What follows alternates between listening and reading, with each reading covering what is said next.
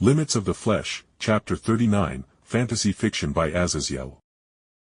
Even Ddraig was dumbfounded by my probably suicidal plan, to say nothing of the people within the room watching me as I stared at the glowing green gem in the center of the boosted gear, waiting for the dragon's answer. Such a plan.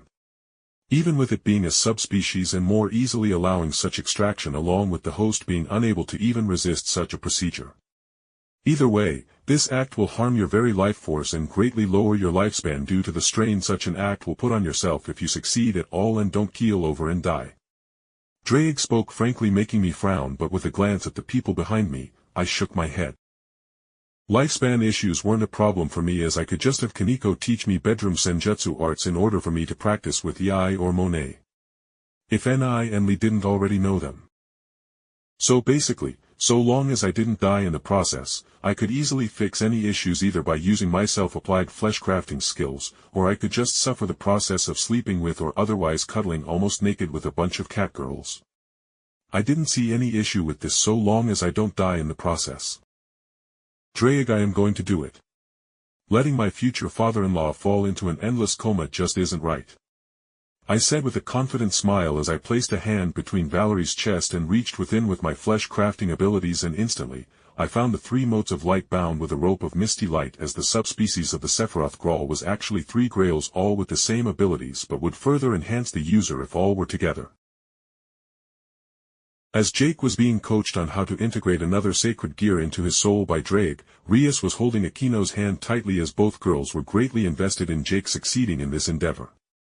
Not only for their feelings towards the young man that had come into their lives like a blasphemous blessing for them, but because Rias's father with his sleeping sickness needed soul manipulation abilities to deal with the issue. The amount of hope Akino had for Jake to somehow bring her mother back to life also couldn't be stated either. Is he going to be alright, Rias? Akino whispered to Rias as Ddraig went silent as his lesson was concluded, and now it was all up to Jake to somehow integrate a Longinus within himself safely. I believe in him. Rias softly spoke as she clenched Akino's hand within her own to steady herself and to reassure her queen/sister in all but blood.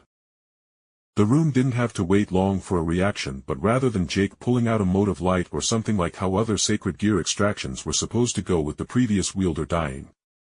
But instead, Jake became the embodiment of the word holy. Not righteous holy fury. Not holy love. Not holy wisdom or anything else of the sort. No, as a horn made out of golden light pierced his brow and curved a bit over his head. His hair, which was a bit shorter than shoulder length, grew greatly as it came to hang down to his waist, as it turned from a sunny golden to a bright incandescent almost molten gold color. He became the embodiment of true holiness with no other attribute. None of the devils in the room felt discomfort or pain at such an anathema presence should have brought to their kind. No, they only felt the comforting light of holy care filling the room as Jake fully unleashed the unicorn bloodline he had mentioned he had to Rias and the rest of her peerage. And even she didn't believe his powerful abilities came from such a being. To wherever you are, be at rest.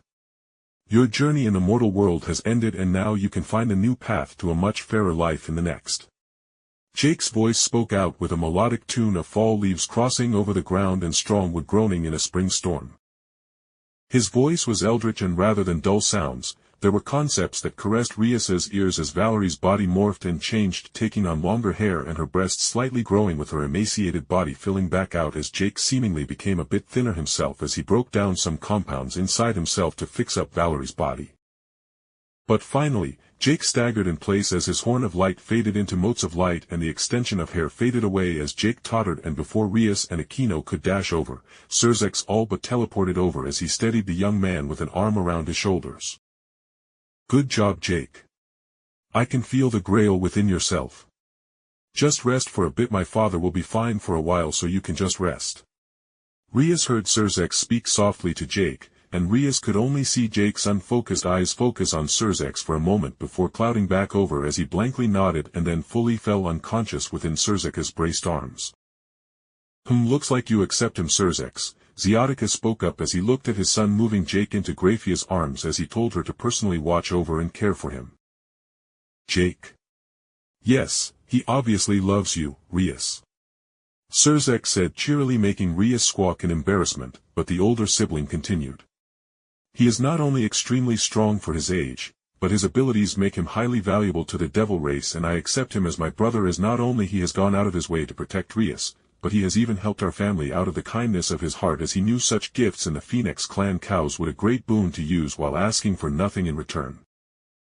Then Surzex looked back to her wife, who was holding Jake in her arms. Take him away to my estate for him to rest. Let no one near him, and literally do not let him out of your sight. There are traitors in our households, so if someone attempts to touch or even approach him, deal with them. Surzex said with finality, and Graphia nodded, disappearing in a magical sigil as she teleported away with the unconscious form of Jake. A couple of minutes later, the Gremory family came to the conclusion that letting Milikas know he was previously poisoned would be a bad idea, with how sheltered to the darker side of the world he was. And other than that, Aquino began speaking with Venelana semi-privately as Rias went to go check on what became of Valerie. So, my dear, how do you feel about losing your heritage? Are you alright with that? Venelana softly asked Aquino, who demurely smiled, nodding as her pure devil wings flared silently behind her, drawing the Gremory matriarch's eyes. Losing a bit of power to rid myself of my taint to that man is worth it.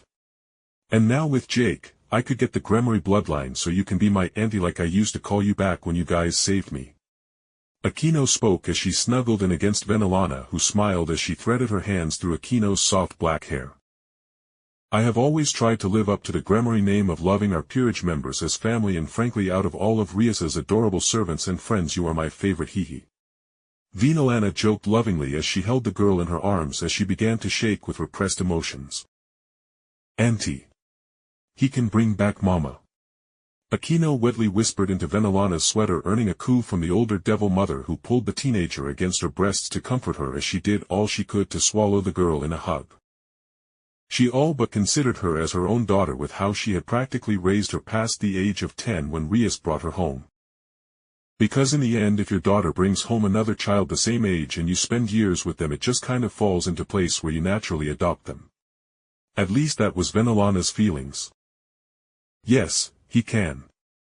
You just got to stay strong and wait for him to get better. Then when he gets a hold of the Grail, he can do it.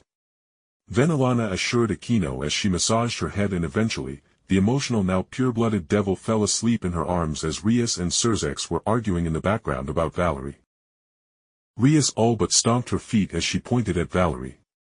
Big brother, it's all your fault. If you didn't mention spirits and stuff, Jake wouldn't have made Valerie's body into Arcuate from Melty Blood and FGO. I wanted a little vampire girl like Kiss Shot or you from Ararifurita to pamper, as Kaneko isn't going to be cute for much longer. Rias all but scolded her older brother, pouting as he just chuckled. Sorry Rias, I haven't watched anime with you for a few years, so I don't know or recall who they are. But is this Arcuate strong? Surzex asked with a gleam in his eyes, as he knew very well the creations Jake made were intensely loyal to him and also had great potential. More importantly, would all at least reach ultimate class, especially that swordswoman EI who was being taught by his knight Okita Tsuji, as the swordsman couldn't bear to see her talent go unpolished. Is Arcuate Brunestad strong? Then the room became filled with white noise as Rias's voice rose to a higher octave as she chattered on about Arcuate's abilities in the games, and went on about how if Jake could get Innovate clear in her, she could manifest her marble phantasm / reality marble and such nonsense.